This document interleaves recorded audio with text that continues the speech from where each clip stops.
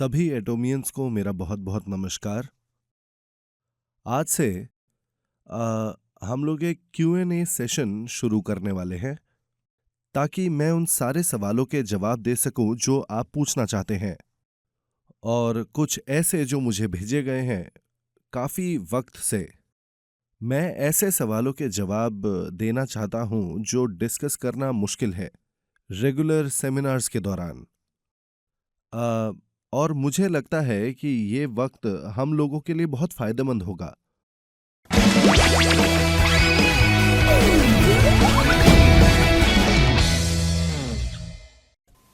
पहला सवाल, आपने कहा कि हम कंज्यूमर्स को जिस तरह चाहे वैसे बातें समझा सकते हैं। क्या सच में हम इसे किसी भी तरह से कर सकते हैं? आपका इस बात से क्या मतलब था? चलिए, ये एक बहुत अच्छा सवाल है। अगर आप नहीं जानते कि आपको क्या कहना है तो जो चाहे वो कहिए। जब आपको कुछ भी समझ में ना आए तो दिमाग में जो आए वही कह दीजिए। जो आपका मन चाहे वो कहिए।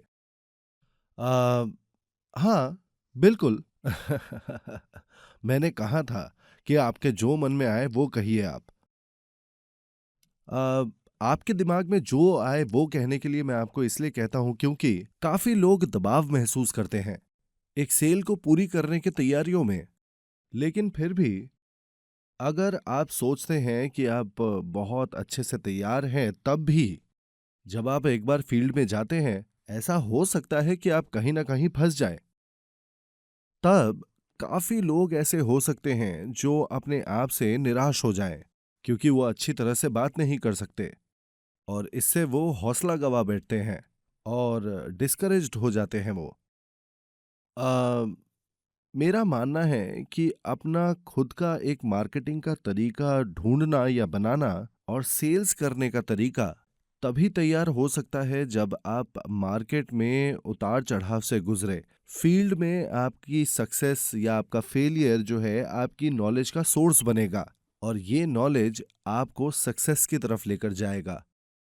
पर हाँ, एकेडमिक या सिस्टम के नॉलेज के हिसाब से अपने आप को तैयार करना कुछ लोगों के लिए ये जरूरी हो सकता है और उनकी शायद ये मदद भी करे।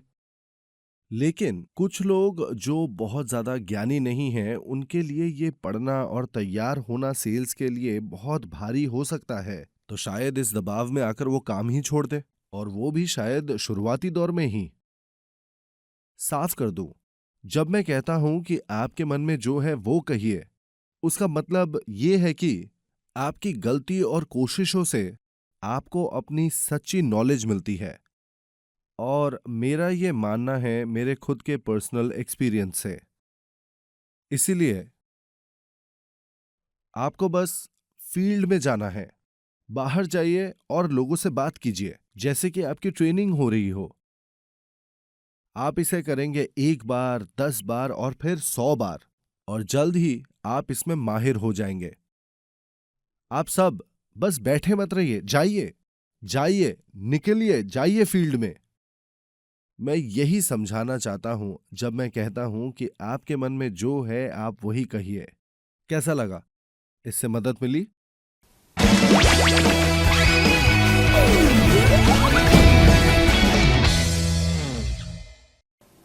अगला सवाल है कि क्या फर्क है महत्वाकांक्षा और सट्टेबाजी में? काफी लोग हैं जिनको फर्क समझ में नहीं आता महत्वाकांक्षा और सट्टेबाजी में, क्योंकि मैं पिछले कई इवेंट से सट्टेबाजी को अवॉइड करने के लिए एम्फेसाइज कर रहा हूं। मैंने देखा कि काफी लोगों को गलत समझ है महत्वाकांक्षा की। ये लोग गलत काम करते हैं और कुछ भी करने के लिए तैयार हैं हायर मास्टरशिप पाने के लिए। उन लोगों के लिए ये गलत बातें ही उनकी महत्वाकांक्षा है। महत्वाकांक्षा और सट्टेबाजी एटमी में बर्दाश्त नहीं की जाएगी। मैं 3 महीने के अंदर एक सेल्स मास्टर बन जाऊंगा। कुछ लोग इसको सट्टा लगाना बोलते हैं। ये कसम उनके लिए सट्टेबाजी की तरह ही है। मैं ये मानता हूं कि अपनी सफलता के लिए एक सही लक्ष्य और सही टाइम को सेट करना बहुत बहुत जरूरी है और बहुत महत्वपूर्ण है। होता क्या है कि जब आप अपने लक्ष्यों को तय करते हैं वक्त और मास्टरशिप के लिए, तब आपके पास एक अच्छा प्लान होता है जिससे आप उसे हासिल कर सकते हैं। आपका लक्ष्य चाहे कितना भी अच्छा क्यों ना हो, अगर आप गलत तरीके अपनाते हैं या कुछ ऐसा करते हैं जो एटमी कभी बर्दाश्त नहीं करेगा, जैसे कि अपने क्रेडिट कार्ड को ओवरचार्ज करना, लोगों पर ज्यादा खरीदारी का दबाव बनाना या सेल्स के लिए गलत तरीकों को अपनाना, ये एक बहुत बड़ी मुश्किल बन जाएगी। ये गलत तरीके कभी बर्दाश्त नहीं किए जाएंगे। एक सही महत्वाकांक्षा वो है जहां आप सही काम करते हैं। मान लीजिए आपका लक्ष्य है एक सेल्स मास्टर बनना या 50 घरों को जोड़ना अपने हर एक लेग के साथ, और आप कसम खाते हैं कि आप उनको ऑटोमेटिक कंज्यूमर्स बना देंगे। मतलब आपको हर एक लेग में 50 हाउस होल्ड चाहिए 3 महीनों के अंदर। इस उम्दा प्लान के साथ आप कड़ी मेहनत करते रहे, इसे मैं कहता हूं सही महत्वाकांक्षा। एक और उदाहरण है, अगर आप एक डायमंड मास्टर बनना चाहें, आपको कड़ी मेहनत करनी पड़ेगी ताकि आपके पार्टनर्स ऑटो सेल्स मास्टर्स बन सके आपके दोनों लेग्स में, ताकि वो वक्त रहते अपने लक्ष्यों को हासिल कर सके। अपनी महत्वाकांक्षा को जानने के लिए आपके पास निर्धारित लक्ष्य होने चाहिए।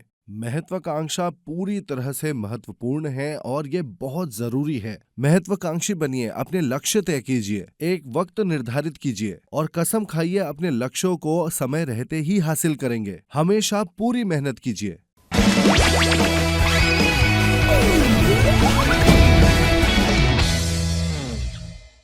तो अगला सवाल क्या है? हमें क्या करना चाहिए जब एक दूसरी नेटवर्क मार्केटिंग कंपनी इसी तरह के प्रोडक्ट्स के साथ और इसी तरह की मार्केटिंग प्लान के साथ एटमी को चुनौती दे? ये है सवाल।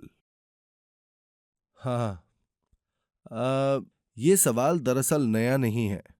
हमें ये पूछा गया है हमारे शुरुआती दौर से। हाँ, एटमी का मार्केटिंग प्लान कॉपी करना बहुत मुश्किल नहीं है। क्यों? क्योंकि हमारा मार्केटिंग प्लान हम समझाते हैं हर उस इंसान को जो जानना चाहता है। इसको कॉपी करना काफी लोगों के लिए आसान होगा, ये कोई सीक्रेट नहीं है। कुछ सदस्य हमारे प्रोडक्ट्स को लेकर भी फिक्रमंद हैं। उनकी चिंता है कि शायद दूसरी कंपनियां हमारे प्रोडक्ट्स को कॉपी करने की कोशिश करें या उनका कॉन्सेप्ट अच्छी क्वालिटी कम दाम में, दूसरे शब्दों में एब्सोल्यूट क्वालिटी और एब्सोल्यूट प्राइस। हाँ, जरूर दूसरी कंपनियां ऐसे आइडियाज के साथ आ सकती हैं। अगर ये नई नई कंपनियां हमारी मार्केटिंग प्लान और प्रोडक्ट कॉन्सेप्ट को कॉपी करना चाहते हैं, क्या वो हमसे बेहतर परफॉर्म करके दिखा सकते हैं? दरअसल सवाल ये है, क्या ये प्रतिद्वंदी सच में हमको हरा सकते हैं? मैं आपको इसका जवाब देता हूं, नहीं, बिल्कुल भी नहीं। ऐसा इसलिए है क्योंकि हम किसी एक ऐसी चीज से नहीं चलते जो दिखती है। हर चीज जो हम देख सकते हैं, जो दिखता नहीं है उससे आता है। जो चीज मायने रखती है वो बुनियाद जिस पर हम खड़े हुए हैं, हमारा हौसला और हमारा परिवेश, जिसका नतीजा है एब्सोल्यूट क्वालिटी और एब्सोल्यूट प्राइस।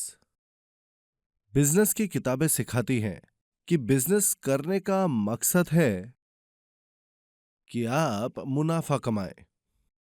यही सोच चली आ रही है बहुत सालों से और इस पे ज्यादा कोई बहस भी नहीं करता। लेकिन मेरे पास इसके बारे में एक दूसरी सोच है।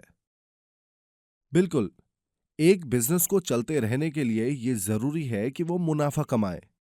हालांकि मेरी सोच यहां बदल जाती है कि सिर्फ मुनाफा ही मुख्य लक्ष्य नहीं होना चाहिए। मेरा मानना है कि दरअसल एक बिजनेस का मकसद होता है लोगों की मदद करना। क्या ये बिजनेस लोगों के लिए है?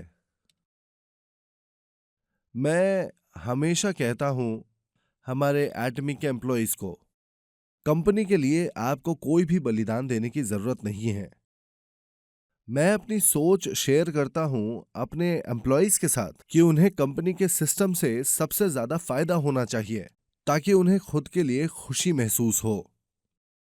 हम अपनी कंपनी की ग्रोथ के लिए अपने मेंबर्स का फायदा उठाना ना तो मान सकते हैं और ना ही किसी को करने देंगे। मेरा मानना है कि एटमी सफलता का एक दूसरा नाम बन जाएगा और एक खुशी का ठिकाना हर एक सदस्य के लिए। मैं चाहता हूं कि एटमी वो जगह बन जाए जहां हर एक एटोमियन एक खुशहाल जिंदगी जी सके। इस हौसले में एटमी ने जन्म दिया हमारे कंपनसेशन प्लान को और हमारे मैस्टीज स्ट्रैटेजी को। बाकी कंपनियां बड़े आराम से कॉपी कर सकते हैं जो ऊपरी सतह पर दिख रहा हो, पर मैं पूछना चाहता हूं, अगर वो क्या ऐसा कर सकेंगे कि वो लोग हमारी कंपनी की फिलॉसफी को भी कॉपी कर लेंगे जो लोगों को पसंद करती है। क्योंकि दरअसल इस तरह की कंपनी मैंने आज तक नहीं देखी। मुझे बेचैनी है, पर मेरे अंदर विश्वास भी है। मैं सच में कई कंपनियों को हमारी तरह काम करते हुए देखना चाहता हूं। यह मेरी दिली इच्छा है कि दूसरे बिजनेस कॉपी करे वो स्पिरिचुअल एस्पेक्ट हमारी कंपनी का। ये बहुत खूबसूरत चीज होगी। इस तरह मेंबर्स आसानी से काम कर सकते हैं, कंपनी के ऊपर पूरी तरह भरोसा करके। एक कंपनी जो इतनी अच्छी हो, आप जरूर उसे आगे बढ़ाना चाहेंगे अपने बच्चों और बच्चों के बच्चों के लिए। क्या मुझे फिक्र करनी चाहिए कि इस तरह की बहुत सारी कंपनियां आ जाएंगी, हमारी कॉपी कर ली जाएगी? इस बात से फिक्रमंद होने के बजाय मैं खुश हो जाऊंगा अगर बहुत सारी कंपनियां एटमी की तरह हो जाए, जितनी चाहे उतनी कंपनियां हो जाए। अब क्या आप फिक्र करना बंद करेंगे ये देखकर कि एटमी की तरह बहुत सारी कंपनियां हैं?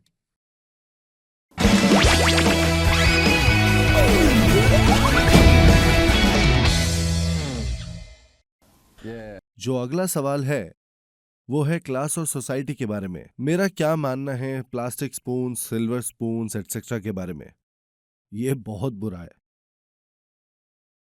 लोग इतने ऑब्सेस्ड क्यों हैं? क्लास से क्या फर्क पड़ता है? इससे क्या होगा?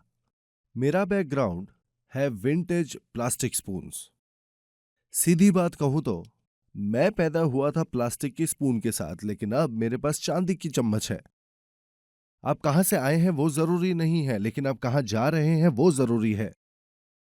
ये मेरी सोच है कि सामाजिक सीढ़ी पर ऊपर चढ़ना काफी मुश्किल होता जा रहा है।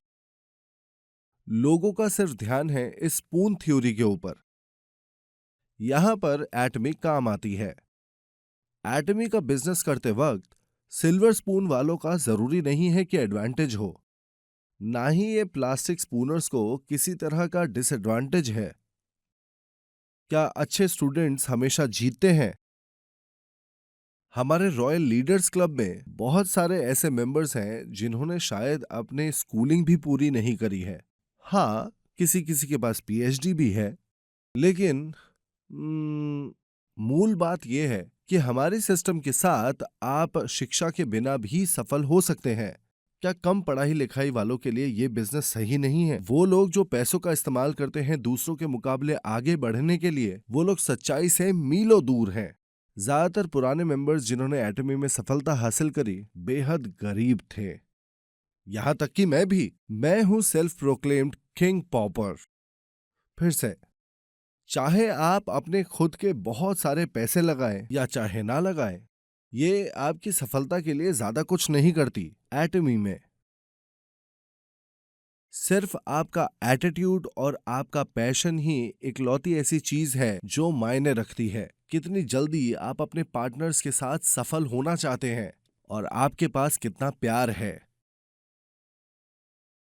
अगर आपको हमेशा से लगता आया है कि आपको सफल होने के लिए कोई रोकता है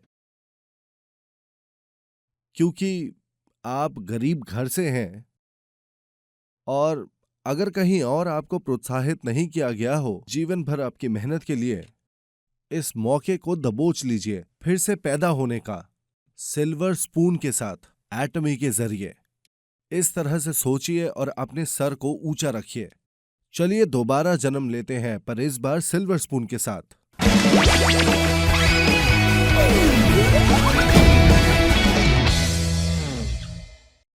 क्या आपको इस वक्त से मदद मिली?